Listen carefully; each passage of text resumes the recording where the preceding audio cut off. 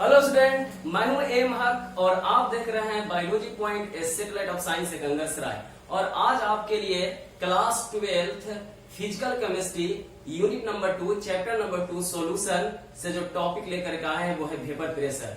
और ये इस चैप्टर का लेक्चर नंबर 6 है। हम लोग वेपर प्रेशर को समझेंगे कि लिक्विड का वेपर प्रेशर किसे कहा जाता है या किसी सॉल्यूशन का वेपर प्रेशर हम लोग किसे कहते हैं। तो यहाँ पे लिखा हुआ है कि the pressure exerted by the vapour above the liquid surface in liquid at a given temperature is known as the vapour pressure of the liquid. यानी अगर हम प्योर लिक्विड का बात करें तो एक गिवन टेम्परेचर पर वो हमारा लिक्विड जो है वो वेपर में कन्वर्ट होता है। अगर वो वेसल हमारा ओपन हो, खुला हुआ हो, तो वो वेपर निकल जाएगा जिसको हम लोग इवेपोरेशन बोलते हैं। लेकिन अगर क्लोज्ड वेसल हो तो उसके वजह से जो वेपर होगा वो हमारा लिक्विड के सरफेस पर प्रेशर एक्सर्ट करेगा जिसको हम लोग वेपर प्रेशर बोलते हैं। ये वेपर प्रेशर जो होता है वो हमारा डिपेंड करता है कुछ फैक्टर्स पे, जैसे नेचर ऑफ लिक्विड पे, टेम्परेचर पे और प्रेजेंस ऑफ सोल्यूट और इम्प्यूरिटी पे, यानी सॉल्यूशन जो होता है उस पे। अगर यहाँ देखें वेपर प्रेशर तो वो हमारा प्योर सॉल्वेंट का होगा वेपर प्रेशर, यानी उसमें किसी प्रकार का कोई इम्प्यूरिटी या सॉल्यूट डिसॉल्व नहीं रहेगा, यानी pure form. Vapour pressure of two miscible volatile liquids और liquid in liquid solution, vapour pressure of non volatile solute in volatile solvent और सॉलिड इन लिक्विड सॉल्यूशन। यानी यहाँ पे हम लोग को वेपर प्रेशर 3 तरह का समझना है। पहला वेपर प्रेशर जो प्योर सॉल्वेंट का होगा और सेकंड जो है वो हमारा to miscible volatile liquid, volatile liquid उसको बोलते हैं जो लिक्विड वेपर में कन्वर्ट हो सकता है तो वो, और थर्ड जो है वो हमारा नॉन वोलेटाइल सॉल्यूट, जैसे ग्लूकोज, यूरिया, शुगर, ये सब नॉन वोलेटाइल सॉलिड सॉल्यूट है जिसको हमें लिक्विड में डिसॉल्व करना है और उसके बाद उसका वेपर प्रेशर को समझना है।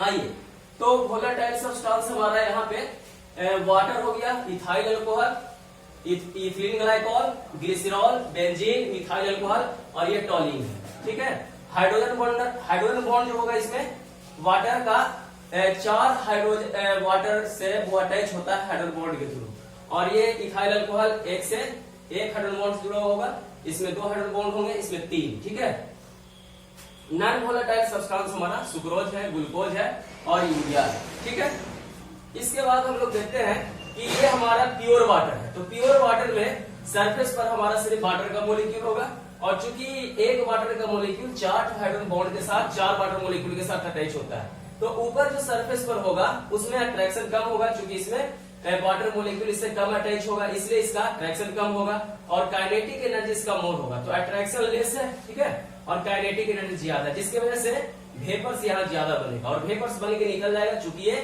ओपन वेसल है तो इसको हम लोग बोलते हैं इवेपोरेशन, इस प्रोसेस को बोलते हैं इवेपोरेशन। तो प्योर वाटर का ये इवेपोरेशन हो गया।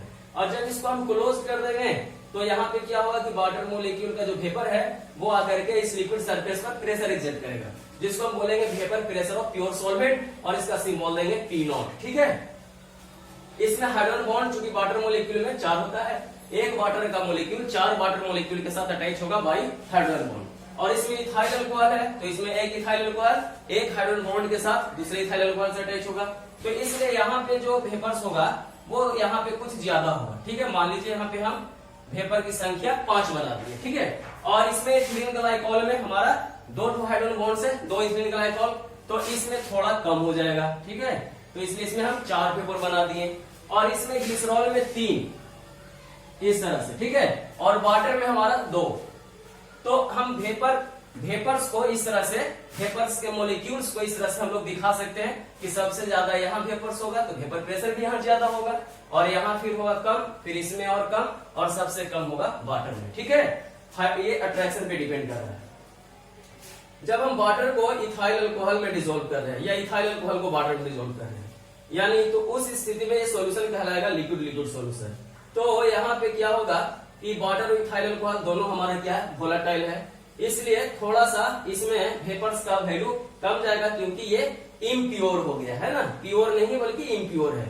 उससे वाटर में इथिलीन ग्लाइकॉल को हम डिसॉल्व करते हैं, तब उस केस में क्या होगा कि यहाँ पे चूंकि वाटर का तो सेम है अट्रैक्शन, लेकिन इथाइल अल्कोहल का कम होता है, इसका ज्यादा होता है अट्रैक्शन। ठीक है। तो इसलिए यहाँ पे वेपर्स क्या होगा, ज्यादा बनेगा, तो वेपर प्रेशर इसमें क्या होगा, ज्यादा लगेगा, और इसमें वेपर्स कम बनेगा, इसलिए वेपर प्रेशर इसमें कम होगा। अब आइए इधर, वाटर में हम डिसोल्व किए शुगर को और वाटर में ही डिसोल्व किए है यूरिया को। अब वेपर प्रेशर का मान किसका ज्यादा होगा, तो वेपर प्रेशर का मान जो है, अगर शुगर का और यूरिया का अगर अमाउंट सेम है तो वेपर प्रेशर हमारा सेम होता है, ठीक है, ये ध्यान में रखेंगे।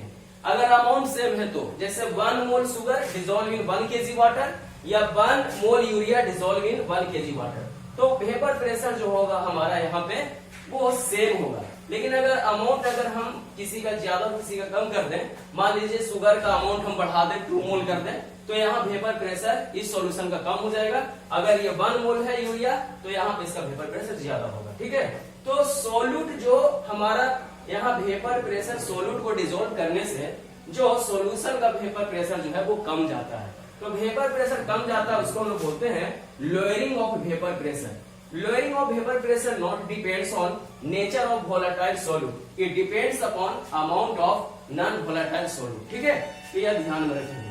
मिलेंगे हम लोग फिर नेक्स्ट टॉपिक को लेकर के नेक्स्ट लेक्चर में, तब तक के लिए थैंक यू, धन्यवाद, ओके।